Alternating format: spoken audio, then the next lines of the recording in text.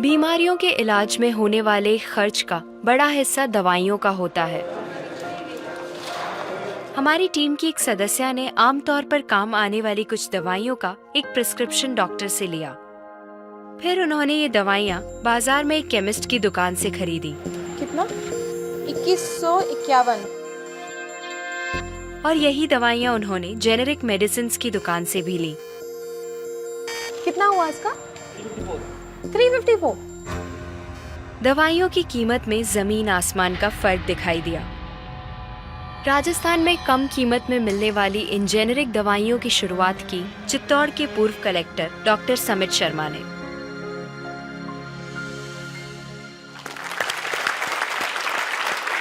Doctor समित, मुझे बताइए कि ये कैसा मुमकिन है कि हमारी जो कॉरेस्पॉन्डेंट थी वो वही दवाइयाँ उन्होंने 2000 कीमत में उनको मिली एक दुकान में, और जो जेनरिक मेडिसिन है उस दुकान में जब गई तो उनको कम में मिली, 300 में मिली। ये कैसे मुमकिन है? ठीक इसी समय प्रतिक्षण प्रतिपल एक ट्रेजेडी हमारे चारों ओर घट रही है। अर्थक्वेक की या कोई सुनामी की बात करें, उसमें जितने लोगों की जानें एक दिन में जाती हैं, उससे ज़्यादा जानें प्रतिदिन इस ट्रेजेडी की वजह से जाती है। वो क्या ट्रेजेडी है? वो ट्रेजेडी ये है साहब कि जो दवाइयों की जो वास्तविक कीमत है वो तो बहुत ही कम है, पर जो दवाइयाँ हम जब बाजार से खरीद के लाते हैं तो हमें वो 5 गुना, 10 गुना, 20 गुना, कई बार तो 50 गुना से भी ज़्यादा दामों पे हम उसको खरीदते हैं।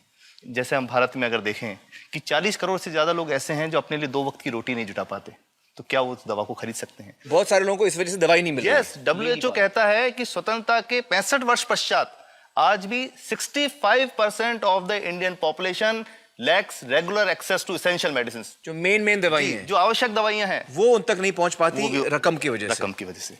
मुझे बताइए कि ये जो जेनेरिक मेडिसिन जो हम कहते हैं, अभी ये अंग्रेजी का शब्द है, इसको हिंदी में कैसे समझाएं? मैं आपको बहुत सरल भाषा में बताता हूँ। हाँ। तो ये जेनेरिक नाम जो दवा का जो मूल सॉल्ट है, जो इसके अंदर जो दवा है उसका नाम है, केमिकल नाम, उसका केमिकल नाम है। अब जैसे और उदाहरण अगर सरल करके बताएं इसको, तो जैसे ये लड़की दुबली पतली सी नजर आती है, तो मैं अगर डॉक्टर हूँ हाँ। तो मैं इसको ये कहूँ 1 गिलास दूध सुबह 1 गिलास शाम को पिया कर। पर चिकित्सा के व्यवसाय में दुर्भाग्य से हमारे देश में ऐसा नहीं हो रहा। हम ये नहीं कहते कि आप भैंस का दूध लेके आइए, हम कहते हैं कि वो रामू की भैंस का दूध लेके आना। यही ब्रांडिंग है। ये जब उसकी दुकान पे जाती है, वो कहता है 500 रुपए लीटर है, लेना है कि नहीं लेना। तो जो 30 रुपए की चीज है वो 500 रुपए में मिलती है। तो अगर मैं डायबिटीज की दवा ले रहा हूँ और अगर मैं ब्रांडेड दवा लेता हूँ तो मुझे कितने की पड़ेगी?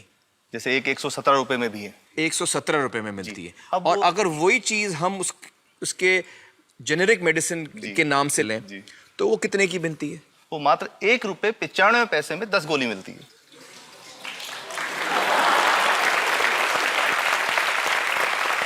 और दोनों गोलियों में कोई फर्क नहीं है किसी किस्म का? 100% समान, क्योंकि इसकी उत्पादन लागत ही इतनी है। उसका manufacturing, packaging, transport, retail margin, जो उसके मार्जिन जो हैं, जो हमारे ज्यादा वो सब मिला करके उतने की ही पड़ती है। कुछ कैंसर के मैं आपको उदाहरण दूंगा, उसमें एक ही दवा जो ब्लड कैंसर के काम में आती है, बाजार में 1.25 लाख रुपए का एक पैकेट मिलता है। 1.25 लाख का एक पैकेट जो 1 महीने चलता है। और जेनरिक में वही दवा जेनरिक में अलग अलग कंपनीज जो बनाती हैं, एक 10,200 में बेचती है, एक 8,800 में बेचती है और एक 6,500 में बेचती है। मतलब ये आपका ये कहना है कि आपके ये प्रयास से इतने कम में राजस्थान में पब्लिक को, आवाम को ये दवाएं पहुंचा रहे हैं आप इस वक्त? जी, क्या बात है। मेरा ये सवाल है कि डॉक्टर्स जो हैं वो हमारे पर्ची पर जी जेनेरिक नाम क्यों नहीं लिख के देते? क्यों लिखते हैं वो ब्रांडेड? जाने नहीं देंगे बाहर फिर? नहीं, सब जाने देंगे। जब एक नया मेडिकल प्रैक्टिशनर जब प्रैक्टिस शुरू करता है, तो उसके पास जो कंपनी के जो मेडिकल रिप्रेजेंटेटिव्स होते हैं, सेल्स बढ़ाने का उनका काम होता है, मार्केटिंग प्रिंसिपल के हिसाब से सेल्स एजेंट होते हैं बेसिकली। फिर वो कहते हैं साहब आप हमारी जो दवा है यही लिखना, ये बहुत बेहतर दवा है, इससे मरीज ठीक होगा। और उनको डॉक्टर्स को लिखने के लिए उनको प्रेशराइज किया जाता है, उनको टेम्प्ट किया जाता है। तो ये इसमें बहुत बड़ा कारण है जो दवा की कीमत को उसकी वास्तविक कीमत से 5, 10 गुना, 20 गुना तक बढ़ा देता है। एक बहुत बड़ा कारण है, क्योंकि हमारे पास जब हम टेंडर करते हैं तो बहुत सारे कंपनी वाले आते हैं, जो भारत की जो सबसे बेहतर कंपनियां, जिसके भी नाम, वो रेपुटेड कंपनियां जिनके नाम आप ले सकते हैं, वो सभी हमें वो उसको जो 70 रुपए की है उसको 2 रुपए में, 5 रुपए में दे रही है, 30 रुपए की दवा 2 रुपए में दे रही है। इतना ज्यादा फर्क।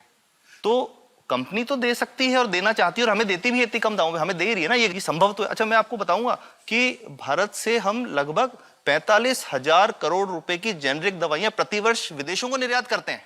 आप भेजते हैं दुनिया भर में जेनरिक, ये जो सस्ती दवाएं हैं आप विश्व भर में भेजते हैं, और हमारे लोगों को नहीं मिल रही। हमारे देश में महंगी है, हमारे देश में महंगी है, और अगर ऐसा है तो हमें कोई ईस्ट इंडिया कंपनी की जरूरत नहीं, हम वापस उसी दिशा में जा रहे हैं। आपने जब ये शुरू किया तो आपको कोई रेजिस्टेंस फेस करना पड़ा राजस्थान में? देखिए, जो प्रयास हम कर रहे हैं ये बेसिकली धारा के विपरीत बहने का एक प्रयास है जी। काफ़ी थ्रेट्स भी हैं, क्योंकि इसमें माफियाज भी हैं, ड्रग माफियाज जो ऑपरेट करते हैं, और हम हमेशा ये बात कहते हैं कि हम 100 साल से भी पुरानी शोषण की व्यवस्था को बदलना चाहते हैं, पर हमने हमेशा डॉक्टर्स को दोषी नहीं माना। जी। सारे डॉक्टर्स बुरे नहीं है, 50-60% तो जेन्युइनली वो चाहेंगे कि गरीबों को कम कीमत पे दवा मिल जाए, वो चाहेंगे। और आज भी ऐसे डॉक्टर्स हैं जो अपने घर से सैंपल्स ला करके अपने जेब से पैसे निकाल के मरीज का इलाज कराते हैं, ऐसे डॉक्टर्स आज भी हैं। बिल्कुल सही। तो मैं इनको एक उदाहरण भी बताता हूँ कि कैसे हमारे जो काम वाली थी उसका बच्चा था छोटा, इंसिडेंटली हम कोई समय छुट्टी मनाने कोई बाहर गए, जब हम लौट के आए 10-12 दिन बाद, तो वो लक्ष्मी के साथ उसका छोटा जो बेटा था राजू, वो भी उसके साथ आता था जब, और मेरे बच्चों के साथ खेलता था, मेरे बेटे के साथ खेलता था। तो वो लक्ष्मी अकेली ही आई, राजू नहीं आया। तो हमने पूछा कि क्या हुआ, तो उसने जो बात बताई कि साहब वो उसको, आप गए थे, उल्टी दस्त हो गया था। उल्टी दस्त की बीमारी के लिए वो जब दवा लेने गई तो केमिस्ट ने उसको कहा कि इसके तो 400 रुपये लगेंगे। तो उसने कहा साहब मैंने खूब मांगा, मेरे पास 400 रुपये मुझे नहीं थे, और मेरा बच्चा रात को ही उसको दस्त आते रहे, वो ख़त्म हो गया। और मैं आपको ये कहना चाहता हूँ कि वो जो दवा लिखी थी कि वास्तव कीमत 1.5-2 रुपये ही है, तो वो बच्चे की जान बच सकती थी। 65 वर्ष के बाद भी अगर कोई बच्चा उल्टी दस्त से मर जाए तो मैं नहीं समझता इससे शर्मनाक बात कोई हम लोगों के लिए हो सकती है। और सबसे बड़ी बात कि इसे आसानी से बदला जा सकता है। हमें सबको एक समन्वित, एक संगठित प्रयास करने की जरूरत है। ये तो कुछ भी नहीं है, कोई नई फैक्ट्री खोलनी नहीं, कोई नई दवा नहीं बनानी, ये सब जो गलत चल रहा है इसको रोकना ही तो है।